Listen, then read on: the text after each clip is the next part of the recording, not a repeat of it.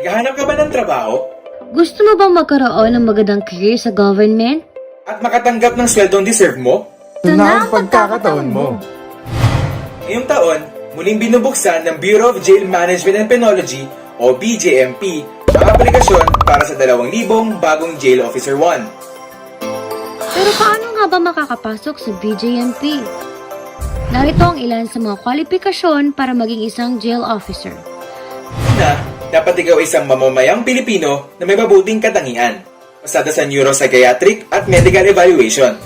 Kailangan college graduate ka at may civil service professional eligibility o pasado sa board exam ng Professional Regulation Commission o PRC. Kailangan din na malinis ang iyong record sa iyong mga pinagtrabahuang kumpanya o ahensya at hindi ka kailanman nakatulan ng isang pagkakasala o krimen na kinasasangkutan ng moral turpitude. Dapat ikaw din ay 21 hanggang 30 years old sa araw ng appointment. Normal ang BMI at hindi bababa sa minimum height requirement na 5'2" para sa lalaki at 5 feet naman para sa babae. Ipasok ka sa mga nabanggit na kwalifikasyon, ano pang iniintay mo? Magtungo o makipag-ugnayan na sa Directorate for Personnel and Records Management ng BJMP National Headquarters o sa Personnel and Records Management Division ng pinakamalapit na BJMP Regional Office sa inyong lugar upang makipagsumite ng mga sumusunod na dokumento. Duly Accomplished Personal Data Sheet o PDS Revised 2017. Photocopy ng inyong birth certificate na in-issue ng PSA.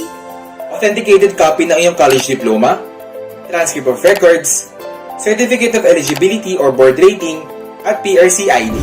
Photocopy ng marriage certificate kung kasal na. Photocopy ng NBI clearance, police clearance, barangay clearance, at mga court clearances mula sa fiscal, municipal trial court, at regional trial court. Photocopy ng height waiver mula sa NCIP o NCMF. Photocopy ng mga certificate of employment mula sa dati at kasalukuyang pinagtatrabaho ang kumpanya o ahensya at Photocopy ng mga seminar at training certificates. dalhin na rin ang mga orihinal na dokumento para sa tamang pagsusuri. At siguraduhin na ang mga nabanggit na requirements ay nakasilid sa isang puting folder na may nakasulat na pangalan ng aplikante sa harapan, may tabings at properly labeled. Magdala na rin ng isang pirasong 1x1 at 2 pirasong passport size picture na may name tag. Paalala, wala pong bayad sa pag-apply. Hindi rin tumatanggap ang BJMP ng kahit anumang suhol o pera mula sa mga aplikante. Dahil libre lamang po ang maging jail officer. Maging isa sa amin. Hihintayin namin kayo, ah! Mag-apply na!